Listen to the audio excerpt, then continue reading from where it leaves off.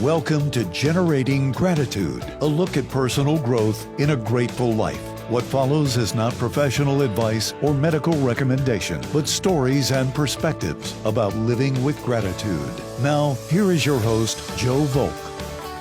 Hello, everybody. Welcome to another blazing edition of Generating Gratitude here on WSGW. Again, thanks to the folks at Connoisseur Media. Grateful for those folks that let me do the show every week. And we start out every show with you can't be hateful and you can't be grateful at the same time. Sometimes it's difficult to find gratitude.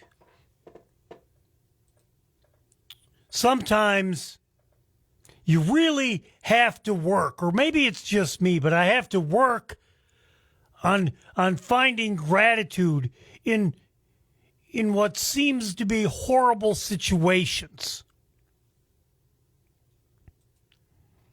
Today I'm interviewing Josh Doud.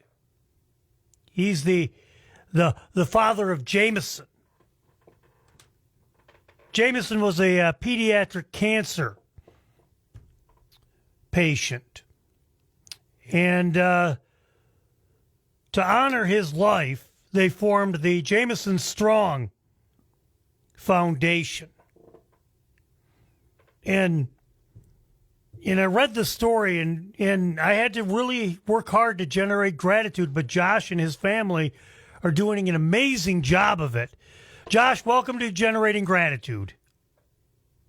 Thanks for having me. Give us the story of Jameson. Well, Jameson was just a normal kid a couple years ago. Loved playing with his Tonka truck and jumping on his trampoline and playing with his chickens. And then in the middle of the summer of 2024, things kind of took a turn and threw a wrench in our plans of life. So he started getting sick in about mid-July of 2024, and just kind of came on like it was a virus of some sort, and took him to the doctor. They ran tests. Everything came back normal. I followed up with our pediatrician. Again, they didn't really see anything crazy that they could think of until it all kind of came to a head on Labor Day weekend, the Friday of Labor Day weekend in 2024, and we ended up in the ER at Covenant in Saginaw. And then he was Jameson first diagnosed for cancer there, or did they do that later? Right in the ER, they did a CAT scan, and then they found a very large tumor on his brain, and so we were left with the decision if we stuck around Saginaw or if we went to a children's hospital. So we ended up down in Ann Arbor at Mott Children's Hospital that same day. And then they operated on Jameson that weekend? Yep, so we were very lucky that the best brain surgeon at Mott was on duty for Labor Day weekend. Saturday morning, they rolled him in to start surgery right away, and it took the whole day to remove this large tumor in his brain. The neurosurgeon said it was the size of an adult's fist. Oh. So he was able to get most of that out. There was also another smaller one farther back that he wasn't able to get. As a parent, that's probably the worst news you could ever get. Your child has cancer. What were your initial reactions? Was it, oh my goodness, or we got to just fight right now? It was quite a wave of emotions when we were first told, and kind of gathered ourselves, and I kind of got into a fight or flight mode, and got into that fight mode, and made sure that my wife was all set to ride in the ambulance with him, and I took off for home to grab a few items because we were going an hour and a half away to Ann Arbor, and we had other kids to worry about too, so I made sure they were set, grabbed some items, and then headed south, and met up with them when in the ER down in Ann Arbor. So Jameson has the surgery, it's on the road to recovery. Everything looks to be okay. And then what happened? Yep. Yeah, so he recovered super good in the PICU, and we were sent home after 11 days after his major brain surgery. He continued healing up at home, got better and better, did his weeks of radiation, didn't have any issues there. Continued on his chemo medicine with regular checkups every few months. And come March of 2025, on St. Patrick's Day, we had an MRI and got the news back that there was no evidence of any tumors in his brain at that time. And so everybody is happy. The prognosis is good. Everybody is looking forward to the future. And then probably the worst thing that could ever happen happened.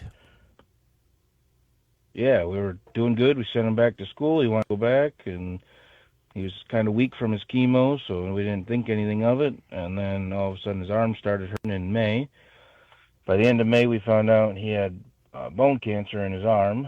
And then 3 days later, we were at the school picnic, and he went to get off of the fire truck he rode on for the parade, and he was very weak, so we ended up going down out again to the ER and found out that his cancer had come back with a vengeance, spread through his brain and onto his spine, and it was causing a lot of problems for him at that point. And again, it's horrible for a parent. It's horrible for a parent to get that diagnosis the first time.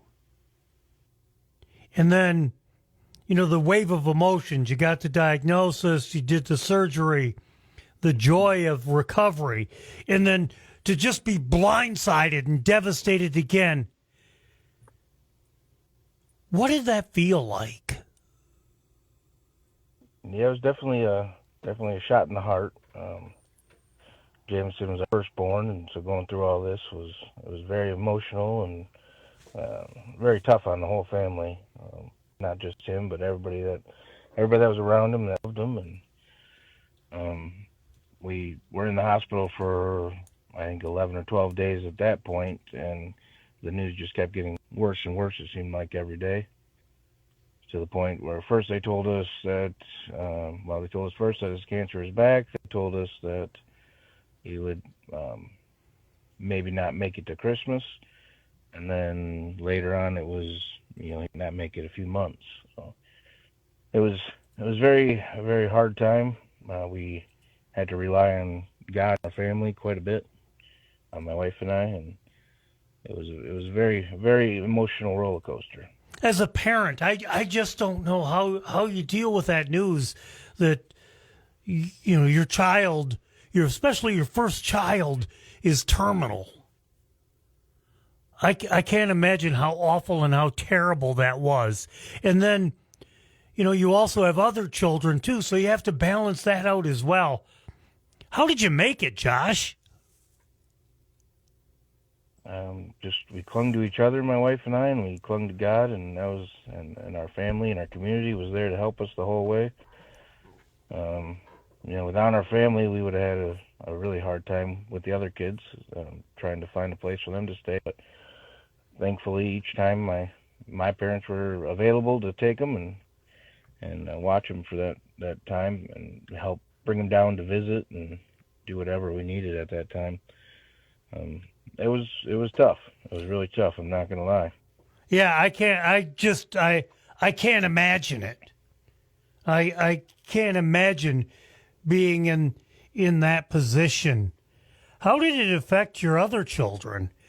Because as parents, it's a tough blow to take. But for having younger siblings, that I can't imagine how difficult that is. Yeah, it was tough.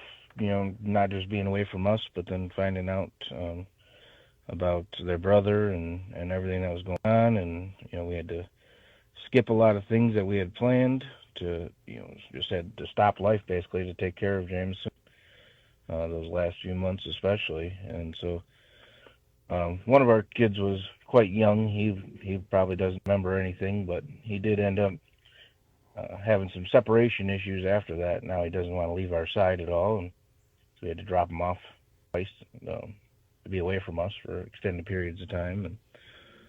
And my other daughter, my daughter that's 6 years old now, she's doing pretty good, but she still struggles every once in a while, missing her best friend that she used to play with all the time. Ugh. Oh, man. All right, we're going to take a quick commercial break here.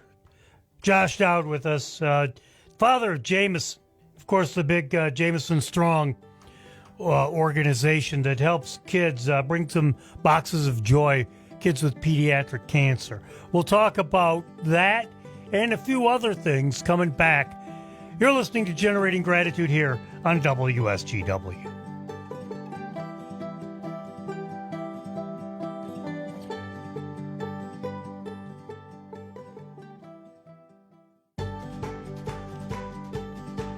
Welcome back to Generating Gratitude here on WSGW. Josh Doud, father of Jameson, is with us, telling us his story and how the Jameson Strong Foundation got formed. And Josh, we were talking about, after the second diagnosis, and I know that I'm a spiritual person, and your family is very spiritual, but after the second diagnosis, was there ever a time that you were angry with God or questioning, okay, why us? Why Jameson? He's just a little fighter. Why? Yeah, we had moments of weakness, or we had to ask that, and we had to ask why. We had to, ask why, why he has to go through this, why we got that diagnosis, when the good Lord's going to take him away from us.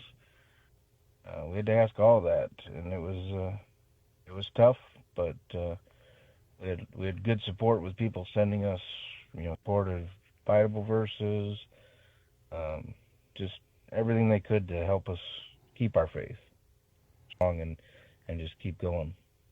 Yeah, faith would be difficult. So at that time, just you just got to believe, but at the same time, God, you're making it really difficult to believe right now, right?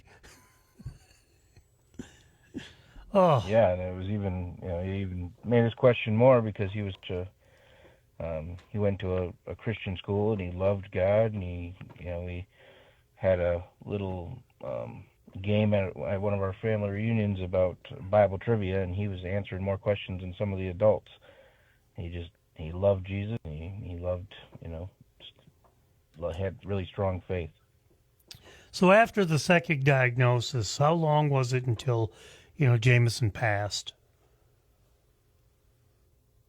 We found out, we went back into the hospital first, and he ended up passing on August 12th. So we got just a couple months more with him. Again, as a parent, I can't imagine the loss of a child. It's something unfathomable to me. And how did your family first deal with it, Josh? How was your wife holding up? Because it's just got to be just a strain on the family and a strain on a marriage, and just, but it's encouraging and grateful to find out all the support of the community, but at the same time, it doesn't replace what you lost. Yeah, absolutely not. Nothing will ever fill that void for us, and it's been a challenge. It's been ups and downs, a lot of them. The holidays are tough. A lot of the firsts, his birthday was shortly after that. And we had Thanksgiving, Christmas, Easter. He loved all those holidays.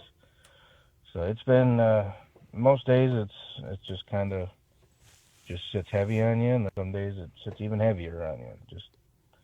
It's been tough, but we've been sticking together and making sure everybody's taken care of and whatever needs they have in the family. There isn't a day that goes by, I would imagine, that you don't think of him. No, absolutely not. I got pictures plastered all over in my cubicle at work, and we have pictures just every day. The Facebook memories, looking at pictures. I go back and save a bunch more pictures, and my wife visits him almost every day at the cemetery. He's got more solar lights on his plot than the whole cemetery put together, I think. Yeah, the process of grieving. How far along? Everybody grieves in different ways. Grief is not something that's universal. Grief isn't like an illness where, okay, after the first week you're supposed to feel like this, after the second week you're supposed to feel like this, and then maybe third, fourth week you start to feel better, whatever. Everybody grieves in their own way.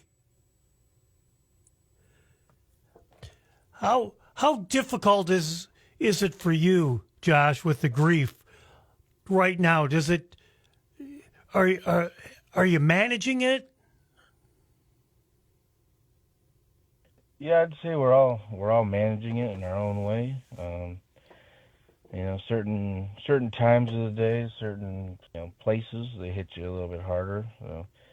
Usually when I'm at work, I feel like things are normal because he was never at work with me. So, but when I get home, it gets heavier and it makes things a little bit more difficult. And, to get that energy at home to do more things and to get out and throw the ball around with the other kids and do stuff like that. But living in gratitude, Josh, you formed the Jameson Strong. I'm on the website. Explain a little bit about that project, Jameson Strong. So in the last couple weeks of Jameson's life, we were talking with him, and we thought we would really want to, keep his honor and memory alive, and kind of just sat down and talked to him and said, hey, we're thinking about forming a nonprofit, and what do you think we should do? And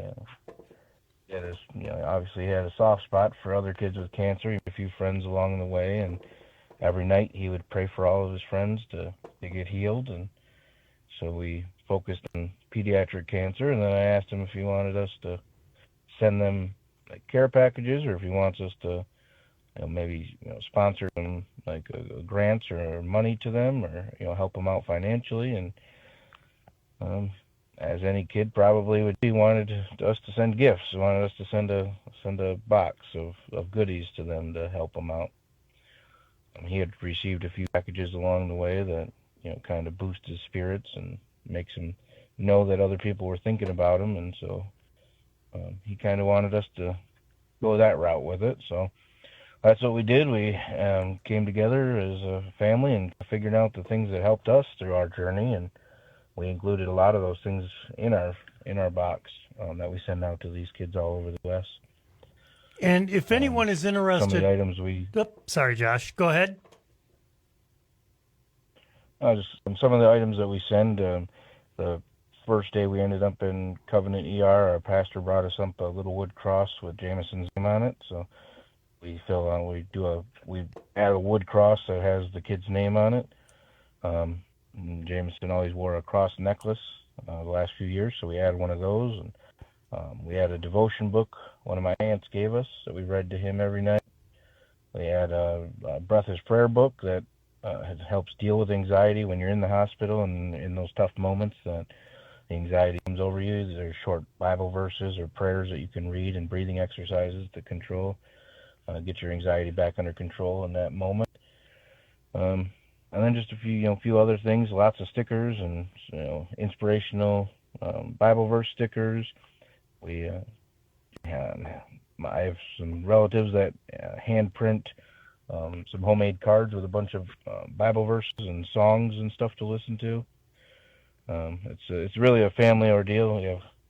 My my parents and my sister and my wife's sisters, and I have aunts, and my grandma helps, and we make it a whole family ordeal, putting these boxes together with different items. And Josh, that's an amazing way to show gratitude. Even in the face of horrible, horrible circumstances. We have about a minute left, Josh. If you could, what's the website address if somebody wants to learn more or donate? So you go to jamesonstrong.org.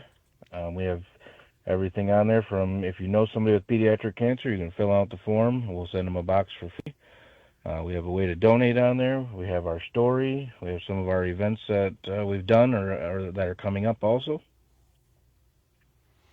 And Josh, wrapping it up, my best to you and your wife and your family. Your story, I don't know, man. Your story is a great story, and the way that your family is taking something horrible, and you're trying to make other people's lives better, trying to help other people that are suffering, other people that have gone down the same road that you've gone down, is absolutely amazing. Absolutely amazing. Josh, thanks for being on the show.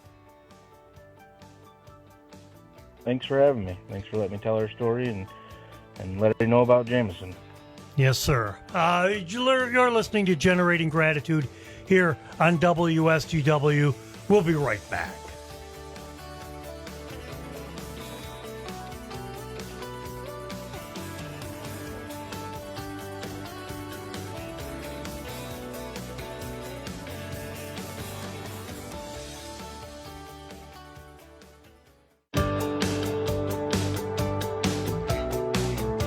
Now it's time for more great moments in gratitude with your host, Joe Volk. Hey, everybody. Welcome back to Generating Gratitude here on WSGW. Hopefully you enjoyed the interview with Clark Cummings, executive director of the Tony and Trish House in Auburn. A very great place. So if you're looking for a volunteer opportunity and you want to really help people, especially near the end of their lives, Tony and Trish House is a great place to consider. But right now, we're going to talk to my friend Hurricane Mike, and he's going to tell us his story of where he was and where he is now. Mike, how are you? I'm great, man. So tell us, Mike. Tell us your story, Mike. Where did it all start? Well, I like to summarize it, if it was possible.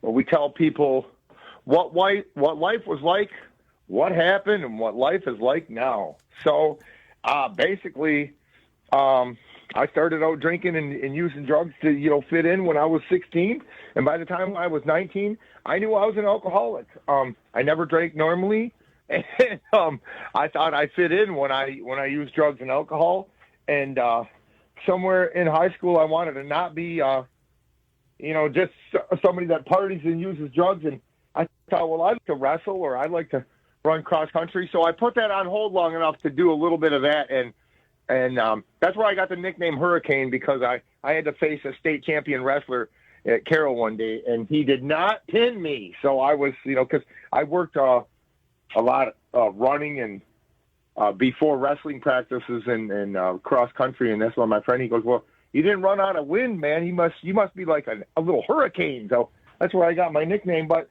moreover, that nickname kind of fit because everywhere I went, I left a path of destruction. Excuse my French. But I realized by the time I was 19 that I'm an alcoholic, and what am I gonna do? I have to either somehow figure out how to leave this alone or figure out how to live my life as a functioning, dysfunctional alcoholic. And that's what I attempted to do. But by the time I was 34, I had 4 drunk drivings under my belt. And to me, I had proved in a court of law that, I'm an alcoholic. And even a lot of friends at the time, you know, they're like, yeah, you don't have a problem, man. You know, you just got bad luck. You got this, you got that, you know, and, you know, they were my enablers. They didn't really want to, I think, probably look at me as having a problem because, you know, we were pretty tight. And so maybe if I had a problem, maybe they had a problem. Nobody wants to look at themselves and do any self-examination. And so I just said, you know what, I don't care if you believe I have a problem. I don't care if you have a problem. This is for me. I could just see my life. I'm either going to end up dead at a young age or in prison at a young age. And then my last drunk driving in 2006, I just it was wild because it seemed like I had slowly eroded enough good things away in my life that I just really after I got out of jail and you know I weight and sensing I'm on probation, all this stuff. I wanted one of two things. I either wanted to die or get sober, and I really didn't want to die. And so I decided I was going to get sober. And a lot of times, much like in the thoughts in my mind was like, this is some out of the way obscure goal that I'm going to have to find somebody, you know, like there's not that many people out there, but some person that figured out how to live their life without alcohol. And what did they do and how did they do it? And, you know, and the people that I knew that had lived without alcohol thus far in life, they weren't going to meetings. They weren't really in what I call recovery. They weren't trying to be a better person. They're just basically a dry drunk. They were still a jerk, and they had just taken alcohol out of the equation. Well, I didn't want to be that.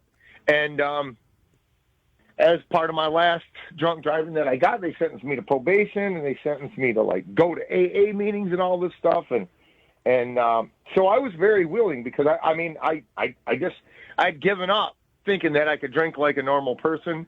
I had been to county jails and different things. And at one time, one little stay in the county jail, I read quite a bit of the AA Big Book.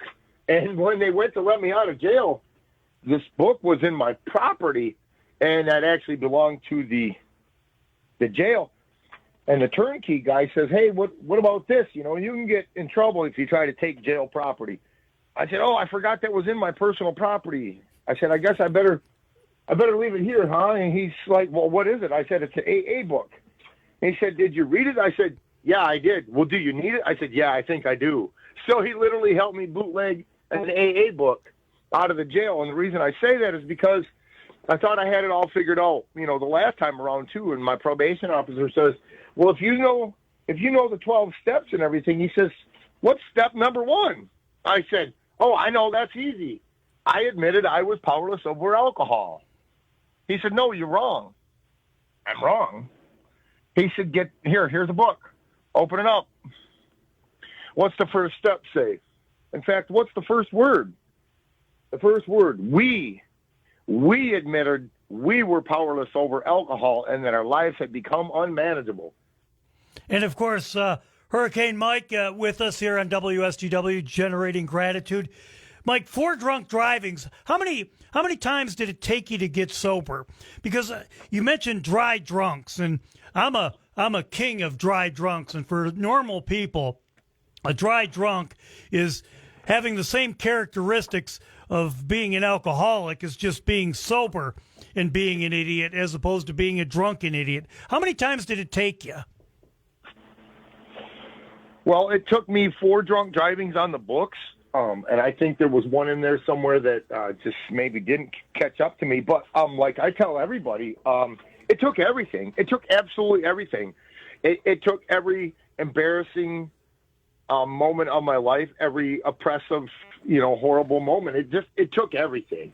It took everything that it took, and I don't care what it took me to get here, but I'm in the right place now. You know what I mean? Yeah, and what was the moment? Because you mentioned something at the beginning that you always knew you're an alcoholic, and here's the thing about alcoholics. And I've been sober now for almost 40 years. We knew we were alcoholics, but really we couldn't. You know, it took us a long, long time to do something about it. Because deep down, I knew I wasn't drinking like normal people. And I knew I had a problem.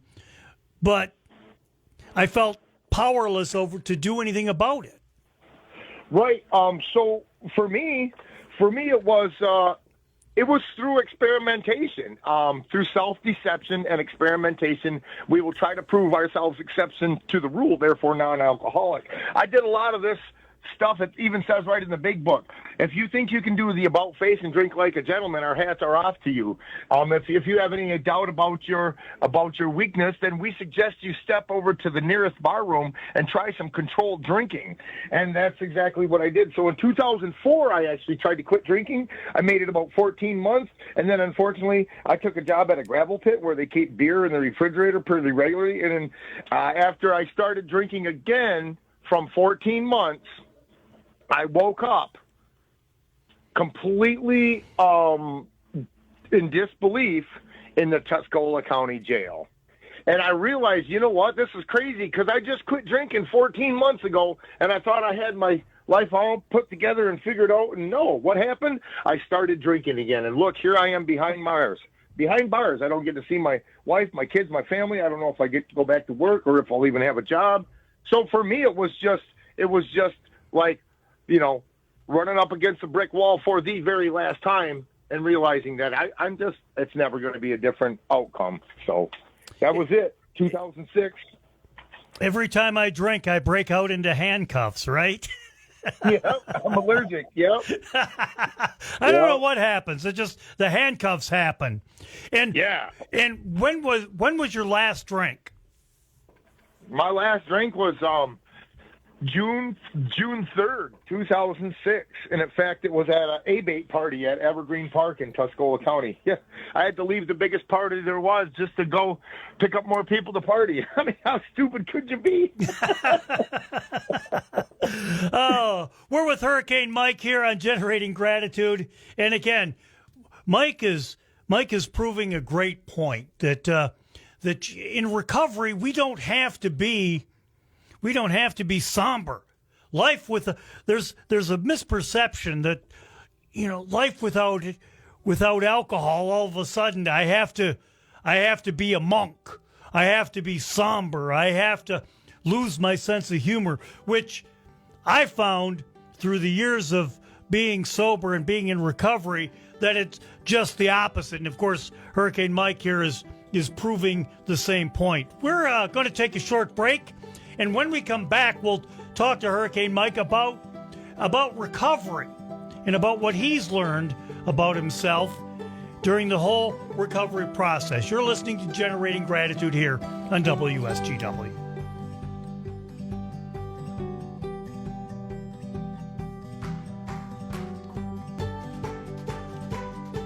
Welcome back to Generating Gratitude here on WSGW. I'm Joe, your host, reminding you can't be hateful and grateful at the same time. I'm grateful Hurricane Mike is with us, telling your story. Mike, you got sober in 2006? Yes, sir. And what have you been doing since then? What keeps you sober? What keeps you growing? Because many people, normies think that once you stop drinking, the first that it's over, and it's really alcohol is just a symptom of our alcoholic minds. Absolutely. What do you do to stay sober? Well, I didn't realize it. I guess I had a little bit of the same attitude.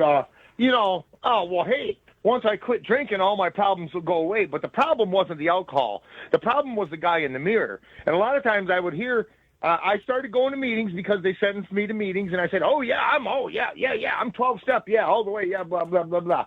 I had a good game, and I was very willing. That's probably the most important part. I was willing, I was honest, and I tried to be open-minded. And, but very much at first I just, I was an AA addict. I went to AA and this and that, but really my attitude was still in the toilet, and for the longest time, I really wasn't growing. I was a bit of a dry drunk. But somehow, through all the experimentation and whatnot, somehow I guess I was lucky, and I had proven to myself, beyond the shadow of a doubt, that one is too many and 1,000's never enough. And, when people say one beer never hurt anybody, I'm like, really? I beg to differ. Did you look in the mirror? One. Yeah, What's one? What's one? They don't just make one at the factory, right? But I went to a lot of AA meetings, and it really changed my perspective on what I'm this type of guy to where there's mathematical answers for everything. There's theological and psychological answers for everything. And I wanted, what is the definition? What is the definition of an alcoholic? How come I'm an alcoholic, but you're not an alcoholic? It's kind of like, screw you, and who are you to judge me? And wait a minute, all of society judge me. And I don't care about that. What I need to know, who am I? Who am I? Am I an alcoholic? And without a doubt, I knew that I was an alcoholic. So I was lucky that I was convinced early. So I got to the point where just the smell of alcohol repulsed me. And even at a short while after getting sober, I was very comfortable even going into bars and playing. I was in a number of different rock and roll bands, and I don't care. Like, I looked at alcohol as being something that, is as prevalent as air and water and dirt, and it surrounds me, and it's socially acceptable. It's in fact, it's encouraged that you drink. And so I just kind of look at it like this. It's a chemistry experiment. And when alcohol gets put in my body, the results are never going to be any different. So why would I want to do that experiment ever again? So I just stayed vigilant. I stayed away from alcohol. I just never ever somehow, I asked God to take the obsession of drinking from me, and that's exactly what I did. But I wasn't growing much as a person until, people within my recovery community said, hey, you're doing some other things that we really don't agree with, and so maybe you should take a step back and look at it. And it's taken, it's taken everything it's taken. So I spent probably the better part of the first 16 years of recovery, just basically not drinking. I thought I was a good person. I really wasn't a great person. I was still using cannabis on a daily basis. Eventually, I had to give that up. And it wasn't until 2022 that some things happened in my life that I actually had to get serious and strong, active back into what I call active recovery. Because I really feel like this: if you're not in active recovery, you're in active illness, which can include a long amount of time being abstinent from your drug of choice, only to return and be worse off than when we started. So, so when I got back into recovery in, say, 2022, is because when my dad died in 2021, I thought it'd be okay to run around with the white devil, and everybody would understand. Because my dad died, and I feel sorry for myself and all that shit. And guess what? I used to do a little, but the little wouldn't do it, so the little got more and more. And pretty soon, I got a full-blown problem, and so I kind of crawled my way back to the recovery communities, and I noticed I didn't want to go back to the same places and the same faces in the recovery community. So I found a new recovery community, and then I also got more involved with the already existing recovery community, and I noticed that it had blossomed while I was out, and not being active. And Hurricane Mike, You brought up a good point, and I've said this, I've said this at for a length's end, that abstinence is not sobriety. Recovery. No, abstinence is not recovery. Abstinence is just not drinking. Yep, abstinence is the beginning. And so what do you tell newcomers? I tell them, you're the most important person here. And they look at me like I'm weird or something. And the fact of the matter is, if there were no newcomers, there'd be nobody here that helped me. There'd be nobody here to help anybody. And I tell them, believe it or not, you're special. In fact, you're more special than you probably even know, because you know how many people are out there still using that have a problem that will never receive treatment or even seek treatment? You know how many people want treatment and came to treatment and didn't get treatment and went back out and never came back? Maybe they died. You know how many people come into treatment, stay in for a few years, and go back out and don't stay in? Well, it's a small number. And the fact that you're here is an even smaller number.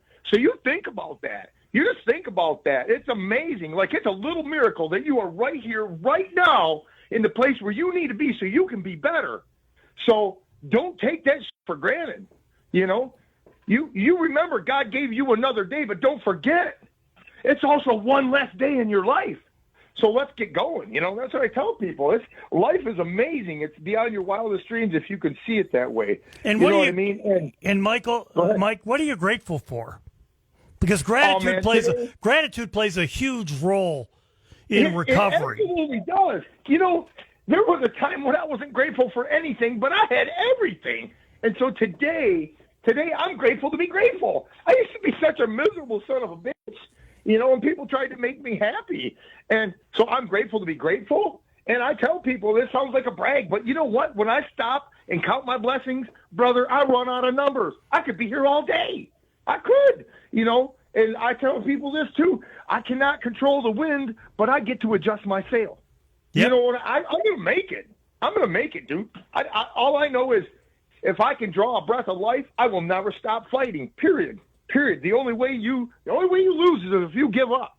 Because when you fail a little bit, that's a lesson. That's not failure. You get setbacks. You don't get failures. You fail if you quit. That's where I'm at with that. So. And what you're proving, Mike, is sobriety isn't, you know, we are, as they say at AA, we are not a glum lot. Sobriety isn't the end. Sobriety is just the beginning. No. It's the beginning, yes. And I tell people this, life begins at the end of your comfort zone because all you were before this is comfortable. Now everything in front of you is going to be uncomfortable. Guess what? That could be fun. So it's been fun for me, I'll tell you that, man. I just wanted to drop a little of nickel for one of my new favorite groups is Peer 360. Yep. They've been instrumental in helping me get back into recovery, and not only get back into recovery and be active, but guess what? Have fun. We have fun.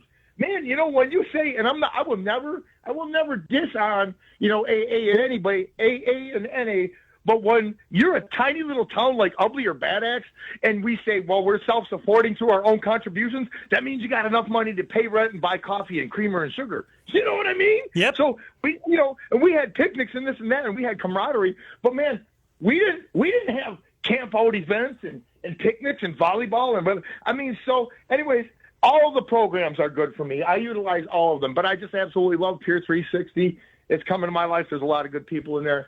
But anyways, yeah, all recovery is good recovery. That's the way I feel about it. All right, Hurricane Mike, ladies and gentlemen, we'll end it there, Mike. Thank you very much for being on the show. Much appreciated. And again, it's sobriety. It's emotional sobriety. It doesn't have to be glum. It doesn't have to be, you know, you're not at the end. A lot of people think, oh my gosh, I can never drink again or I can never use again.